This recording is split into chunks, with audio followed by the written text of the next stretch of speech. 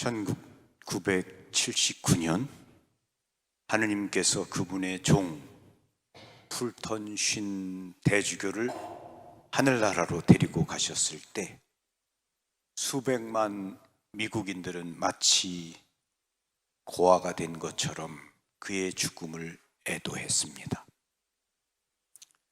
그분은 미국 텔레비전 방송계의 아카데미상이라고 불리는 에미상을 받은 최초의 대주교님이십니다. 누구보다도 많은 사람들의 인생을 변화시켰으며 어떤 이보다 더 많은 웃음을 세상에 가져온 분으로 묘사됩니다. 풀턴 쉰 대주교님은 인기 있는 TV 스타였고 당시에 가장 뛰어난 소통자로 타임 라이프 그리고 록 등과 같은 유명 잡지의 표지를 장식하기도 했습니다. 그분의 말씀 한마디 한마디는 사람들의 가슴에 스며들었고 또 그들을 매혹시켰습니다. TV 회사들은 그분의 방송이라면 언제나 시청 기록을 깬다는 것을 알고 있었기 때문에 서로 그분을 차지하려고 경쟁하였습니다. 어떤 힘이 이 대주교님을 세상에서 가장 사랑받고 가장 훌륭하고 영향력 있는 인물로 변화시켰을까요? 풀턴 쉰 대주교님은 세상을 떠나기 2달 전 84세의 나이로 전국 텔레비전 인터뷰 시간에 자신의 비밀을 하나 털어놓았습니다. 대주교님 하면서 인터뷰가 시작되었습니다. 당신은 온 세계에 사는 수백만 사람들을 감화시키셨습니다. 그러나 당신을 감화시킨 분은 누구입니까? 어느 교황입니까? 그러자 대주교님은 대답하셨습니다. 교황님도 아니고 추유경님도 아니며 다른 주교님도 아닙니다. 심지어 사제나 수녀도 아닙니다. 저를 감화시킨 이는 10살의 중국의 어린 소녀입니다. 풀턴 쉰 대주교님은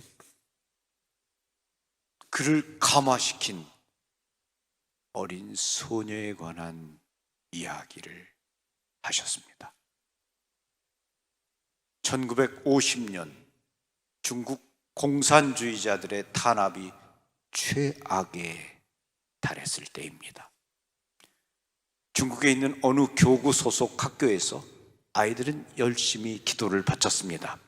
그 학교 선생 유프라시아 수녀는 2달 전에 많은 아이들이 첫 영성체를 했으며 마음 깊이 성체를 소중히 여겼기 때문에 매우 만족하였습니다.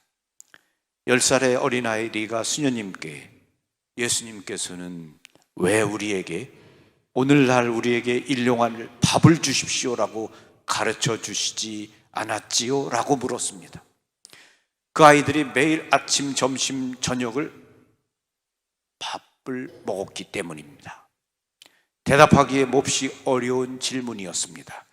글쎄, 그 이유는 빵은 성체를 의미하기 때문이란다 라고 유프라시아 수녀는 대답해 주었습니다.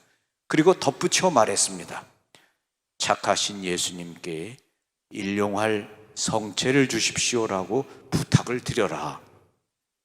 내 몸을 위해서는 밥이 필요한 것이 사실이지만 내 몸보다 훨씬 더 값진 내 영혼을 위해서는 빵이 필요하다. 그것이 생명의 빵이란다.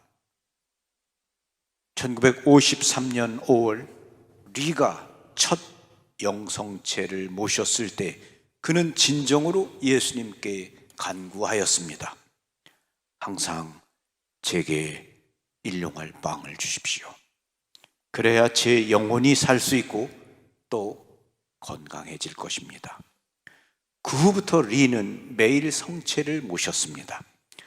그러나 그는 나쁜 사람들, 공산주의자들이 어느 때라도 그리스도를 모시는 것을 막을 수 있다는 것을 잘 알고 있었습니다.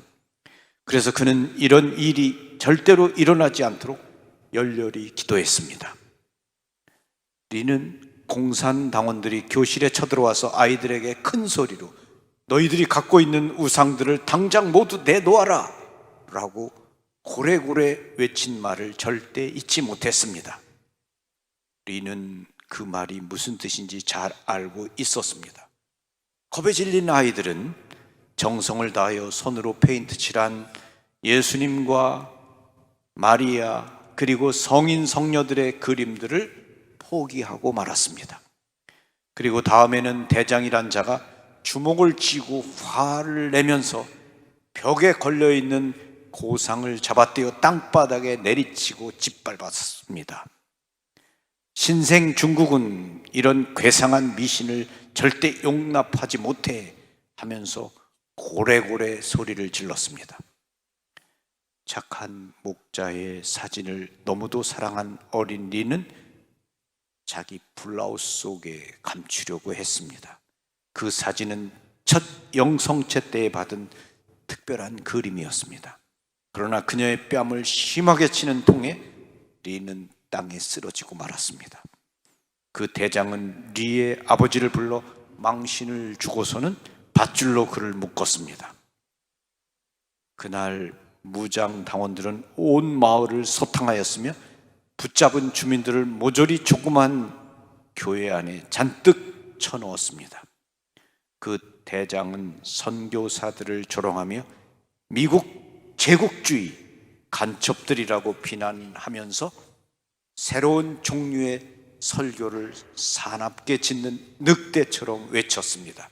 그리고는 큰 소리로 성체가 든 감시를 총으로 쏘라고 군인들에게 명령을 내렸습니다.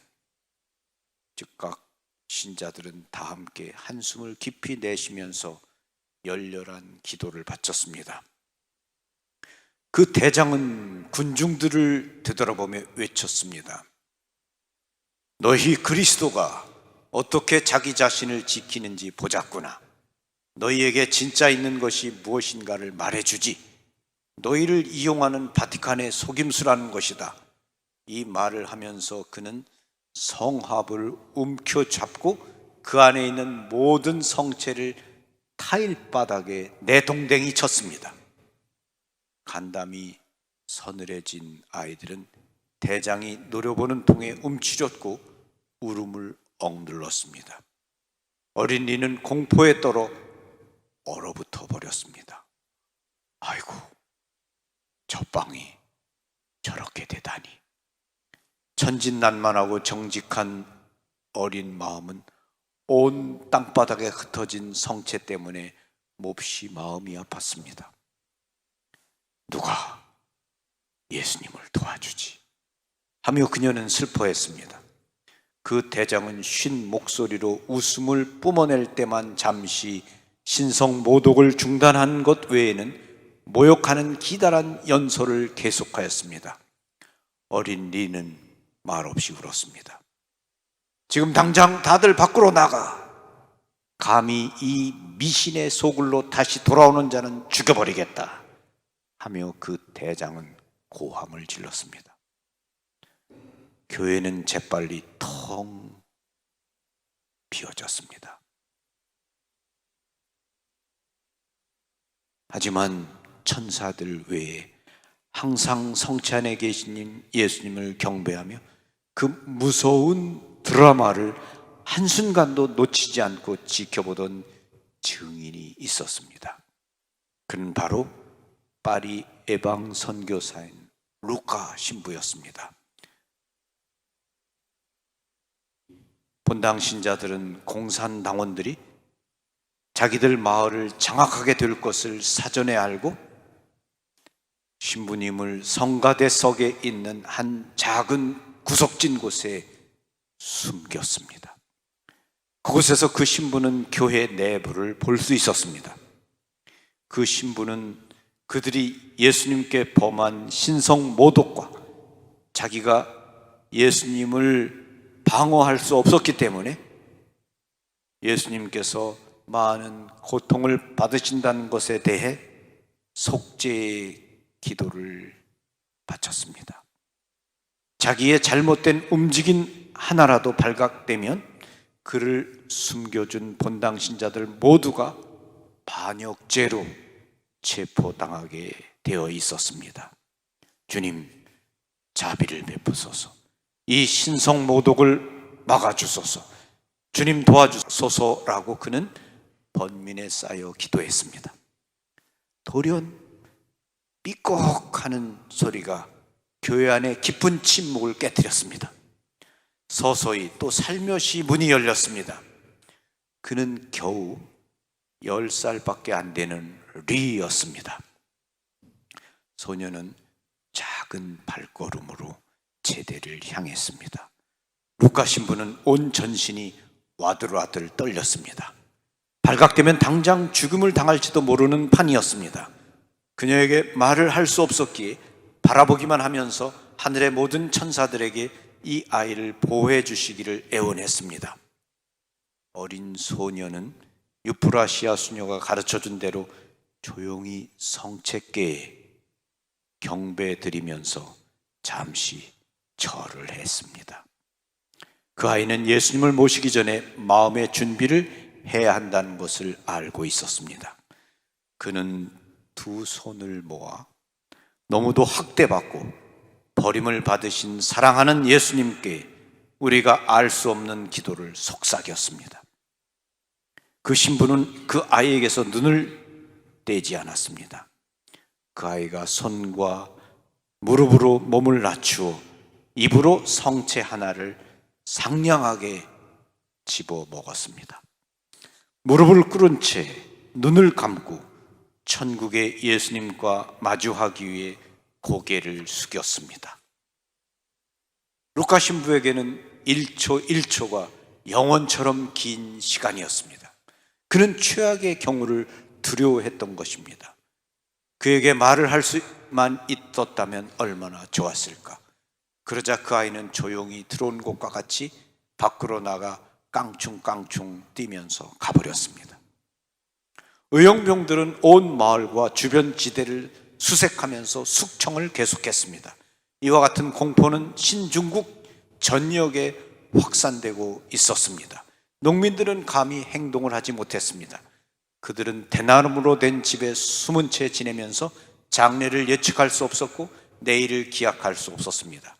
하지만 매일 아침 어린 소녀 리는 교회에 있는 생명의 빵을 찾기 위해 빠져나왔습니다. 전날과 같은 시나리오를 재현하면서 매번 혀로 성체를 영하고 조용히 사라졌습니다. 루카 신부는 마음을 졸이며 왜 모두 영하지 않을까? 그 신부는 정확히 성체가 모두 32개라는 것을 알고 있었습니다. 한 번에 6개씩 영할 수 있는 것을 모르는가라고 신부는 답답한 심정으로 마음을 졸였습니다. 물론 그 소녀는 모릅니다. 유프라시아 수녀는 하루에 성체 하나면 충분하며 혀로 영하는 성체를 손대어서는 안 된다고 분명히 가르쳤습니다. 그래서 그 어린 소녀는 그 규정을 정확히 지켰던 것입니다. 드디어 어느 날 제대 마루에는 성체가 하나만 남아 있었습니다. 새벽녘에 그 아이는 정전과 같이 교회로 달려와서 제대 가까이 다가갔습니다. 성체 아주 가까운 곳에서 기도하기 위해 땅에 무릎을 꿇었습니다. 루카 신부는 울음을 감추어야 했습니다. 갑자기 출입구에 서 있던 군인 하나가 그녀를 향해 총을 겨누었습니다. 그리고 그 공산당원은 어린 소녀를 향해서 총을 쏘았습니다. 꽝 하는 소리가 들리자 큰 웃음소리가 들렸습니다. 그 아이는 곧바로 쓰러지고 말았습니다. 루카 신부는 그녀가 죽은 줄 알았습니다. 마지막 성체를 남겨두고 말입니다.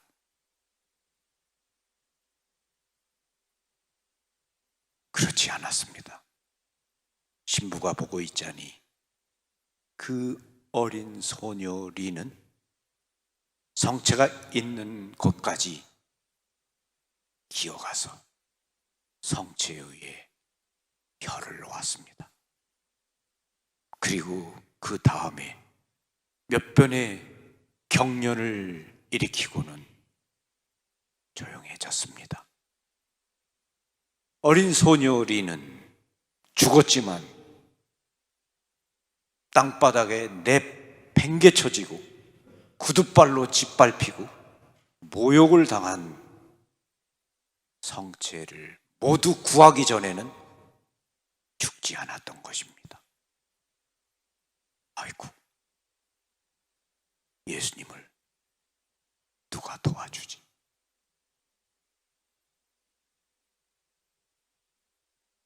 불던 쉰 대주교님은 이 소녀의 이야기를 듣고 너무도 큰 감명을 받았으며 주님께 죽을 때까지 매일 어떤 일이 있어도 성체 조배를 1시간씩 하겠다고 약속드렸다고 말씀하셨습니다. 그리고 사제로서, 주교로서, 대주교로서 하루도 빠짐없이 성체 조배를 1시간씩 바쳐왔다고 말씀하셨습니다. 84세의 대주교가 마지막 인터뷰를 하는 이야기를 미국의 수많은 사람들이 지켜보았습니다. 그리고 그 이야기는 미국 가톨릭 교회의 지속적인 성체 조배에 관한 그러한 운동을 불러일으켰고 수많은 사람들이 성체 앞에 무릎을 꿇게 했습니다. 대주교님은 다른 책에서 이렇게 말씀하셨습니다. 자신의 전 생애 동안 그리고 죽어갈 때에도 자기가 가졌던 모든 능력의 비밀은 매일 1시간씩 가진 성시간에서 전해진 은총에 있다고 역설하셨습니다. 그리고 자신이 성시간을 계속하는 이유에 대해 점점 그분을 닮은 모습으로 성장하기 위해서라고 하셨습니다. 우린 우리가 바라보는 걸 닮아갑니다. 일몰을 바라보면 우리의 얼굴이 금빛 석양으로 물듭니다. 1시간 동안 성체에 현존하시는 주님을 응시하면 우리 마음이 신비로운 방식으로 변모됩니다. 모세가 산에서 하느님을 체험한 후에 그의 얼굴이 변모된 것처럼 말입니다. 불턴 쉰 대주교님은 성시간이 얼마나 유익한지 설명하는 게 내겐 불가능하다라고 하시면서도 하지만 언제나 다른 이들에게 성시간을 요청할 수 있었다라고 말씀하셨습니다. 왜냐하면 내가 그걸 실행했기 때문이다. 풀턴 쉰 대주교님은 반드시 성공하는 방법을 우리에게 보여주셨습니다. 성시간을 통해서 말입니다. 그러나 이 방법은 아무도 대신해 줄 수 있는 방법이 아닙니다. 이것은 의지를 발휘해서 각자가 스스로 시작해야 하는 일입니다. 그리스도의 성체와 성혈 대축일을 지내면서 여러분들에게 풀턴 신 대주교님의 이야기를 드리면서 대주교님을 감화시켰던 중국의 어린 소녀 리에 관해서 말씀드렸습니다. 아이고,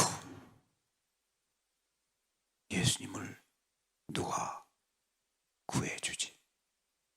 어린 소녀는 목숨을 걸고 영웅적으로 성체를 방문했습니다. 그리고 성체를 모두 구하기 전까지 죽지 않았습니다. 우리가 사는 세상에 32개의 성체만 팽개쳐져 있는 게 아니죠. 수많은 성당에서 무관심한 채로 예수님이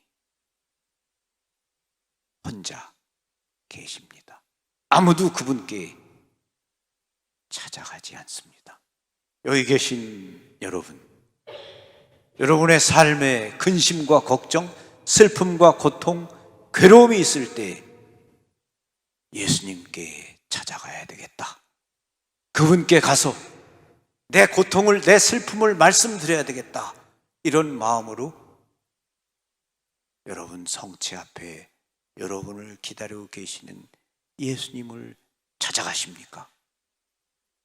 그리고 그분께 가서 그분 앞에 가만히 조용히 앉아 계십니까? 그런 시간을 갖는 분들은 거의 계시지 않습니다. 풀턴 신 대주교님처럼 매일 1시간은 못한다 하더라도 여러분 삶에서